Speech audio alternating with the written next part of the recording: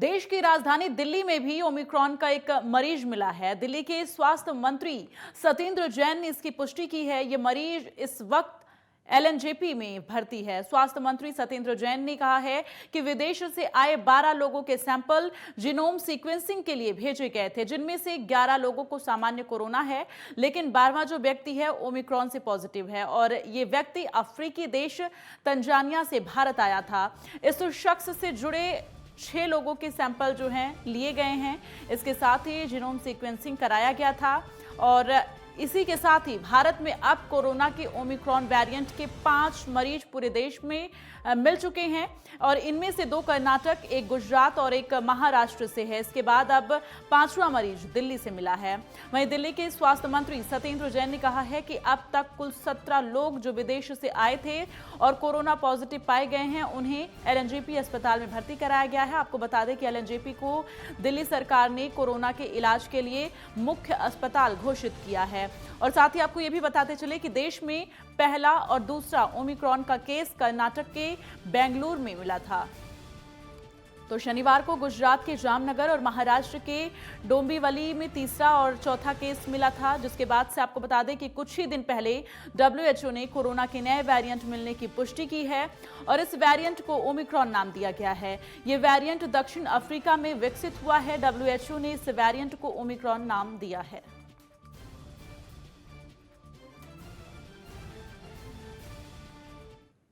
अभी तक 17 positive patients LNJP में भर्ती किए गए हैं। जो भी पॉजिटिव आता है उसको सीधा एलएनजेपी में भर्ती किया जाता है। साथ में 6 उनके कॉन्टैक्ट्स, मतलब 23 लोग हो गए, 6 कॉन्टैक्ट्स जैसे फैमिली मेम्बर्स हैं तो वो साथ में हैं। उनको टेस्टिंग के लिए इनकी रिपोर्ट के इंतजार किया जा रहा है। टेस्टिंग दोबारा कराई गई है। 17 जो पॉजिटिव हैं उसमें जीनोम सीक्वेंसिंग कराई गई, तो अभी तक 12 लोगों की जीनोम सीक्वेंसिंग की हो चुकी है और एक उसमें से जो है ओमिक्रॉन का पेशेंट लगता है कि जो तंजानिया से आया है, तो उसके प्रिलिमिनरी रिपोर्ट के अंदर वो पॉजिटिव हैं ओमिक्रॉन से। और इसी पर ज्यादा बातचीत के लिए हमारे साथ जुड़े हैं डॉक्टर दिनेश गोरा, जो कि दिल्ली एम्स के सीनियर रेजिडेंट है। बहुत बहुत स्वागत है सर आपका नेटवर्क 10 पर। दिनेश जी, सबसे पहले आपसे जानना चाहेंगे कि जिस तरह से ओमिक्रॉन के मामले अब इंडिया में आ गए हैं और उसके बाद से जब पहला केस आया तभी से सतर्कता लगातार बरती जानी शुरू हो गई है, लेकिन अभी भी कुछ जगह ऐसे जो लोग सतर्कता नहीं बरत रहे हैं, मास्क का प्रयोग नहीं कर रहे हैं। सबसे पहले आपसे जानना चाहेंगे कि ओमिक्रॉन जो है ये नया वेरिएंट किस तरह से ज्यादा शक्तिशाली नजर आ रहा है? Yes, good afternoon to all audience.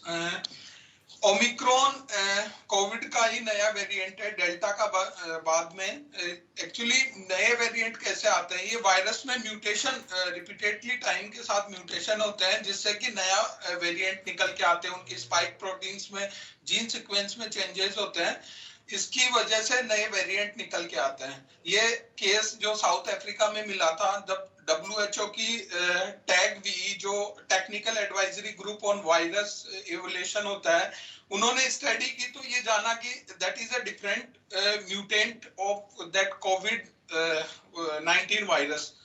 तो इस पर स्टडी और स्टार्ट हुआ तो उन्होंने देखा कि ये वायरस अभी most of things are under study, but जो अभी तक देखा कि इसकी इन्फेक्टिविटी रेट जो पुराना डेल्टा वेरिएंट था उससे 2 गुना कम से कम अधिक है, 2 गुना अधिक है। लेकिन सिम्टम्स की बात करें तो अभी तक के केसेस में माइल्ड सिम्टम्स पाए गए हैं, मोस्ट ऑफ केसेस में।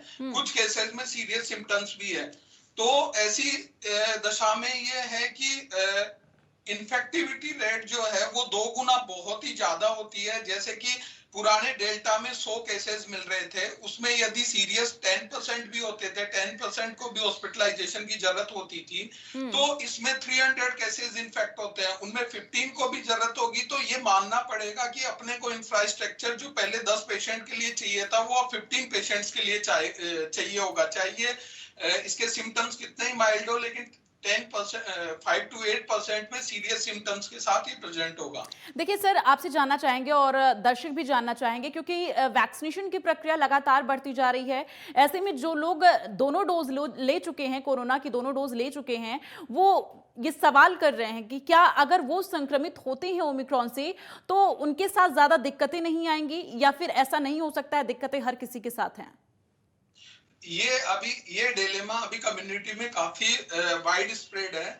ये क्लियर है, बट स्टडीज से ये प्रूवन है कि यदि आपने दोनों डोज वैक्सीन की ले रखी है, आपका इम्यूनोलॉजिकल स्तर दैट इज गुड, एंटीबॉडी स्तर अच्छा है, तो आपको इन्फेक्शन होना वो नहीं रोक पाएगा, लेकिन आपकी सीरियस होना, हॉस्पिटलाइजेशन रेट है या फैटेलिटी जो डेथ रेट है वो श्योरली कम होगी, वो काफी कम स्तर तक जाएगी।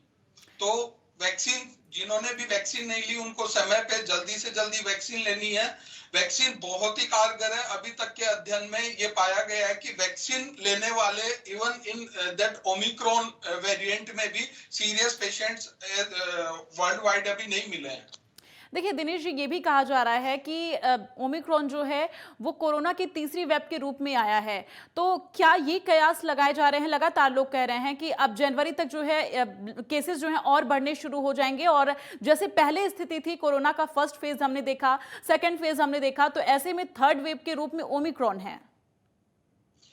हाँ, ये बिल्कुल सही है कि ये थर्ड वेव का एक इंडिकेशन है, और इंडिकेशन ही नहीं, ये एक्चुअली अपनी जीन सीक्वेंसिंग जो लैब्स है वो काफी सीमित है। तो और ये वायरस साधारण जुकाम और बुखार के रूप में भी अभी आ रहा है। तो अभी ये बताना बहुत ही मुश्किल है कि कम्युनिटी में ऑलरेडी कितना ही स्प्रेड हो चुका है वायरस की। सेकेंड वेव, फर्स्ट वेव में अपन ने देखा कि जितना जो केसेस सामने आए थे that were only tip of iceberg, मतलब कि जो सामने सिम्टोमेटिक दिख रहे थे, लेकिन नीचे कितना वाइड स्प्रेड वो कम्युनिटी में फैल चुका था, ये इसके साथ भी होने के उतने ही चांसेस है। ओमिक्रॉन में भी ऐसे होने की बहुत रिस्क है।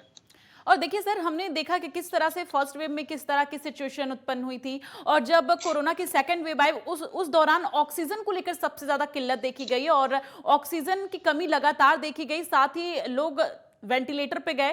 फर्स्ट फेज में इस तरह से नहीं देखने को मिला था। तो ऐसे में क्या माना जाए कि अगर ओमिक्रॉन थर्ड वेव के रूप में आता है तो किस तरह की दिक्कतें सबसे ज्यादा फेस करनी पड़ सकती हैं? अभी सेकेंड वेव आने के बाद से ऑक्सीजन जो जनरेटर प्लांट्स है वो ऑल ओवर इंडिया काफी मतलब अच्छी संख्या में लगा दिए गए हैं। केसेस जो सेकेंड वेव में आए उनसे यदि 1.5 गुना या 2 गुना तक भी केसेस आते हैं तो उनको ऑक्सीजन प्रॉपर मिल पाए, इसका इंतजाम हेल्थ सिस्टम ने किया हुआ है। बट जो इंफ्रास्ट्रक्चर डेवलपमेंट की बात है कि बेड्स अवेलेबिलिटी, वो क्राइसिस होने का काफी रिस्क है, क्योंकि इसमें पीक में इन्फेक्टिविटी वेरी हाई, तो केसेस एक साथ बूम की तरह आएंगे। तो उस समय बेड का क्राइसिस रहना काफी रहेगा। लेकिन इस पे जो हेल्थ मिनिस्ट्री है वो लगातार काम कर रही है।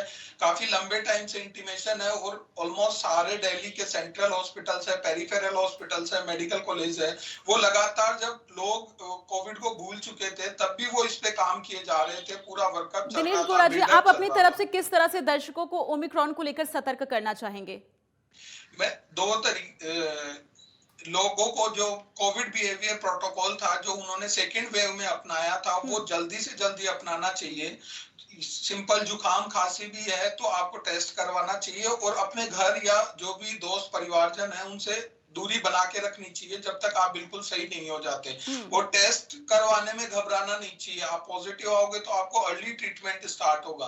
तो आपको कोविड जो बिहेवियर प्रोटोकॉल है, भीड़ भाड़ वाले स्थानों को बिल्कुल सरकार को भी सख्त होना चाहिए। भीड़ भाड़ और ये शादियों की भीड़ या रैलियों की भीड़, ये बिल्कुल अभी बंद कर देनी चाहिए। ये जितना जल्दी एक्शन लेंगे उतना ही ठीक रहेगा। बिल्कुल, और ऐसे में कोरोना की जो गाइडलाइन है उसका पालन करना बहुत ज्यादा जरूरी अब हो जाता है। तमाम जानकारी के लिए, तमाम बातचीत के लिए दिनेश गोरा जी, बहुत बहुत धन्यवाद आपका। और जिस तरह से अभी डॉक्टर दिनेश गोरा जी ने जिक्र किया कि जो कोरोना की गाइडलाइन है उसका पालन करना बहुत ज्यादा जरूरी हो जाता है। ऐसे में दिल्ली सरकार के लिए भी यहाँ पर चिंता बढ़ गई, क्योंकि दिल्ली में भी ओमिक्रॉन के केस सामने आ गए, जिसके बाद से अब देखना यह होगा कि किस तरह से अब ये बढ़ते केसेस कंट्रोल होंगे। यहाँ वक्त एक छोटे से ब्रेक का है, जल्द लौटेंगे। आप देखते रहिए नेटवर्क 10।